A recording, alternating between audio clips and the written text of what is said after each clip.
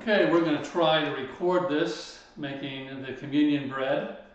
The very first thing you're going to want to do when you come in is make sure you turn your oven on. You don't want to have everything mixed up and not have your oven on. So we come over here and we set the oven to 400 degrees. Set the oven to 400 degrees and we hit start and we're ready to go. And just to let you know, we use gluten-free flour. We have people in the church that are intolerant to gluten, and we just want to make sure we serve them. In fact, we try not to have any flour in the church because we know that if we run out of this, somebody might be tempted to use real flour, and that would be disastrous. And so we need to get our ingredients out and our mixing equipment. Let's get that out now. We have our cutting board and spatula for later.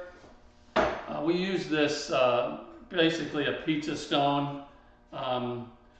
Whenever we use this, we rinse it off real good.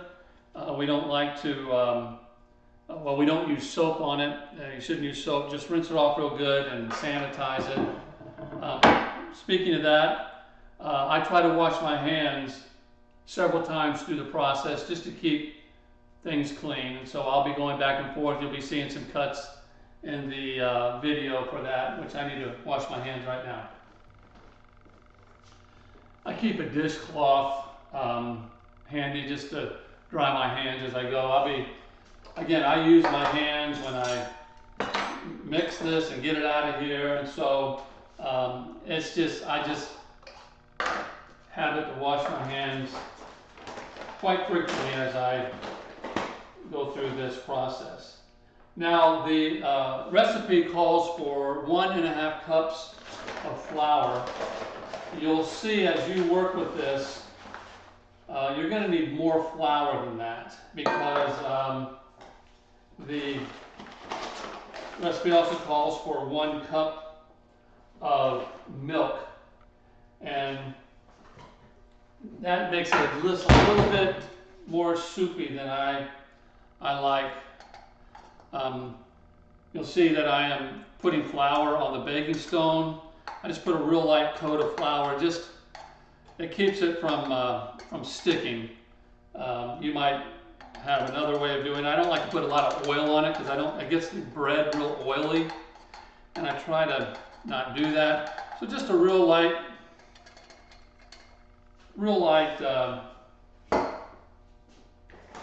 kind of sprinkling of the flour on the baking stone.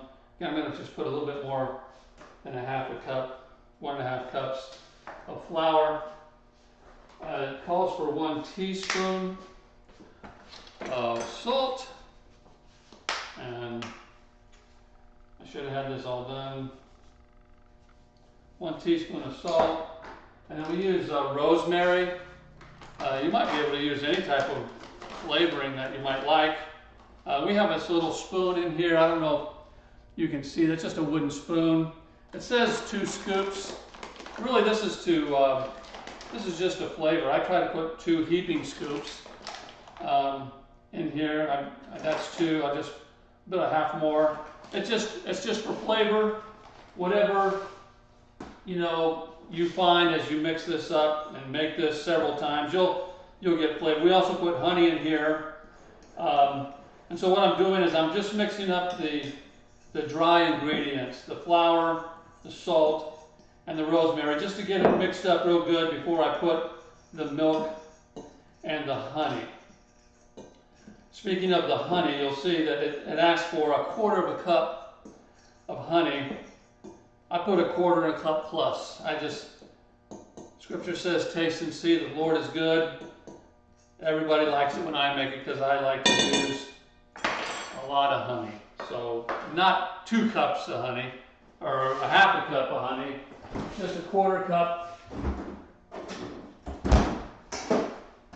1/4 cup plus. And so I have my 1 cup of milk. You can either put more flour in it or less milk, just depending on on what, where you're at. Let's see, this is my quarter cup. It might be good to get local honey. That way, it's brand new. Unfortunately, I guess we're going to have to edit some more here. Here we go. You'll see I put, I got a quarter cup, again, plus, just whatever. And again, like I said, I wash my hands regularly, so I use my hands in all this, and what I'm going to do after I get this all out of here, I'm going to go wash my hands again. That's just what I do, again, because I use my hands. It's just good practice, right? Keep your hands clean. And we want to mix this up, and the consistency we're looking for here, and I'll try to show you once I get it mixed up. Obviously, it's not pancake batter. Obviously, we get, it's not really as, as solid as a loaf of bread. If you make bread at home and mix it up, it's not really that solid. It's more like cookie dough, really. If you think about making cookies, it's kind of that consistency. I'll just show you here. This is a little bit moist there. See, that's just a little, so I'm going to need a little bit more flour. Like I said, you can either put less milk or you're going to have to put more flour in here. Let's see if I'm going to have to open another bag. I hope I don't. I should have been more prepared. I think this is going to do it. Yeah, this is good. And this will work anyways. And so you'll see that it's sticking a little bit. It's sticking a little bit here, but that's fine. That's kind of how you want it. You don't want it real stiff where it's all coming together into one, lump. You want it sticking to just like a cookie dough, just kind of a little moist. You get it too dry, and that's exactly what it is, too dry, and it'll work. It's better. It's better than those, styrofoam. Well, I shouldn't say. I need to be careful here. A little wafer that so many people use, even for the host. And I don't want to be too judgmental. You'll see how this is sticking. And so what I do is I'll put flour on top of here. But first, I'm going to wash my hands again. Okay. Got my hands washed again. And I just put a little bit of flour on here. Because if you don't, it will, well, it's a little bit much more than I wanted, but that's fine. We can just brush it off. It'll stick to the pen. Now, this is not an art, but I tried to get it as consistently, thick everywhere around. And so what I do, I start in the middle, and I just work my way out. I'm going a little bit slow just because I'm showing you, but I try to work it out to where it's going to be round all the way around. There's not going to be a whole lot of, you'll see. But you can, it's got a little bit thin over here, so I'm just going to roll this across this. And you don't have to work it too much. And you're not going to get it perfect. But I try to get it all the way to the edge of the stone, and then I kind of tuck it in. I don't know if you can see that or not. Just tuck it in. I'm a little OCD on this. I like to make it completely round, even though we're going to cut it into squares or rectangles. Just getting it round, and mostly that is, we want to make sure that it is consistent thickness all the way through. You don't want it too thin at some places and too thick at others. And I'm taking more time on this than I usually do. And anyways, that's good. We have this, I think this is about a 4-inch, maybe it's 5-inch, but this cutting tool that we make the host that we use during the institution of the Lord's Supper. And just cut that and turn it around a little bit. Makes a nice round And you do want to score it right down the middle so they can break it. The officiant can break it. And so what we do is we just make a cross in there just for design. And we want to poke the dough with a fork, or it'll bubble up. And the scripture says that he was pierced for our iniquities, and so it all goes along with that. And so you don't have to be too. I make a little design in the host you see there. You can do whatever. But out here, this is all going to be cut up anyways, and you'll see what I mean by that. And so I just I get, you know, it's kind of like a cracker, right? Just think of a saltine cracker and the holes. You just don't want a bunch. Any place there's a void of more than an inch, you're going to want to put a fork poke in it, because it'll rise up. So that's it. I don't know if you can see it, like you'll see the host there. Well, it's going to fall off if I tilt it, but put it in the oven.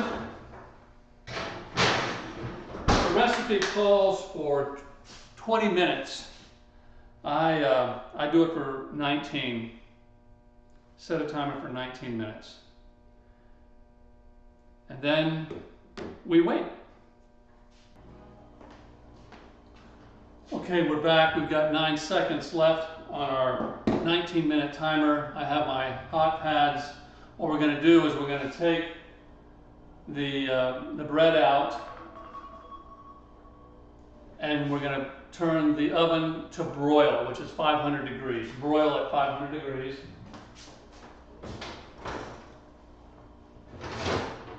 And you are going to want to be very, very careful with this. This stone is extremely hot. We put it on broil. As you can imagine, we're going to heat this up now to 500 degrees, and when you take it in and out, you got to be very careful. Now, the recipe calls for a couple of sprinkles of olive oil. You don't want to soak this, but I just put a little bit on here like this, and what I do is I brush it evenly all over. And what that's going to do, it's just going to give it a nice looking, but you don't want it to soak in. It's going to give it a nice looking brown, you know, tint to it when it comes out. But again, you don't want to make sure that it doesn't soak in. And so we're going to put this in. Now the recipe says for 5 minutes. Our oven, 3 minutes tops. At 3 minutes it's getting brown, burnt, and I take it out. So you'll have to just test the oven temperatures, but it does say for 5 minutes. We do it for 3.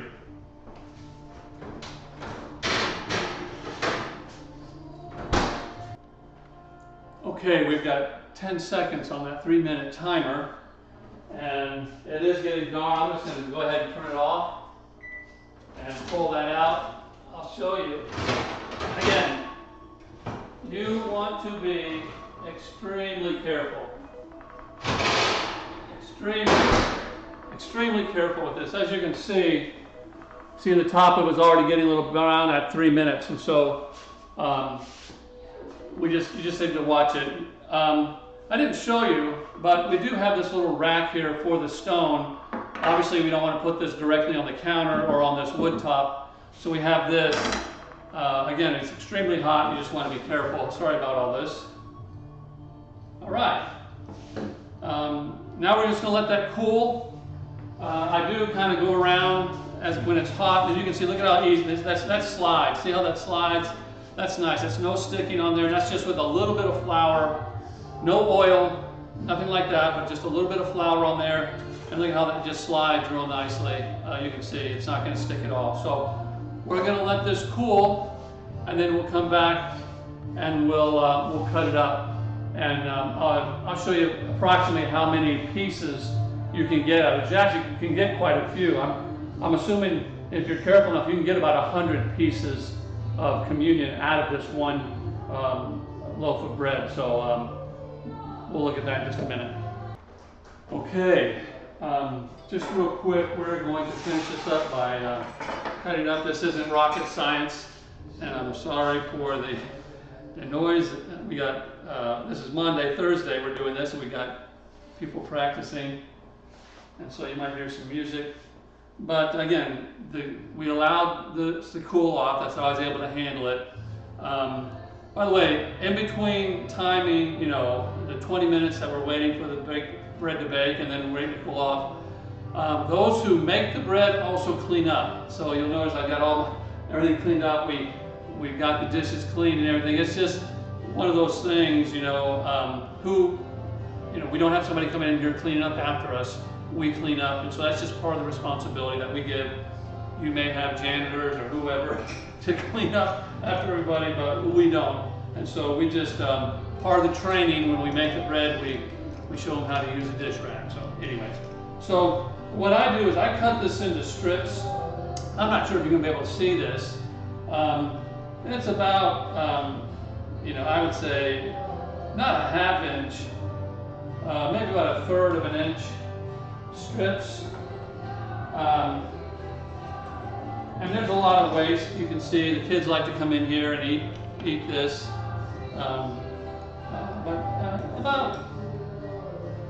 I guess you can make it as thin as you want. You don't want people to be chewing on, a big old piece of bread. It's simply, think of what you're going to serve them as they come to the table. Pre-COVID days, we would actually keep this thing round, all the way around, and we would hold it up there, and people would come and tear off as much or as little as they wanted. That was pre-COVID days. With COVID now, those who preside over the table wash their hands. You saw I washed my hands several times through this, and we take each piece and we intink it. And that's what we do. We wanted to go that route anyways, and it's a really interesting story, but I won't get into that. But again, we cut these up into thin pieces. I try to be consistent, but you're not going to be completely consistent. And I'm actually cutting this pretty thin tonight because we have St. Mary's going to join us. I have no idea how many people will be here tonight. I anticipate a little bit more than what we would do on a Sunday morning, but it just might be a regular Sunday morning. So again, there's a little bit of leftover, and we just, let's see, I got 1, 2, 3, 4, 5, 6, 7, 8, 9. I got 10 strips out of this. And you'll see that from that 10,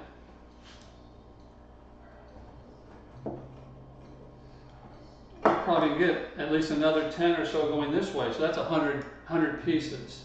That's more than what we do here.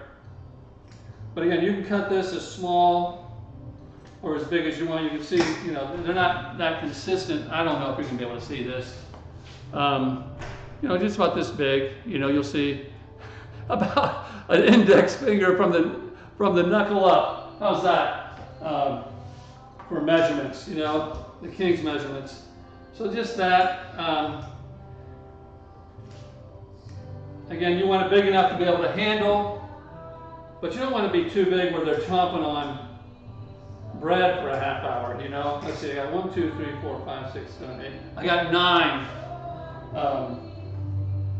I got 9 rows, so I got 90 pieces here, 90 plus because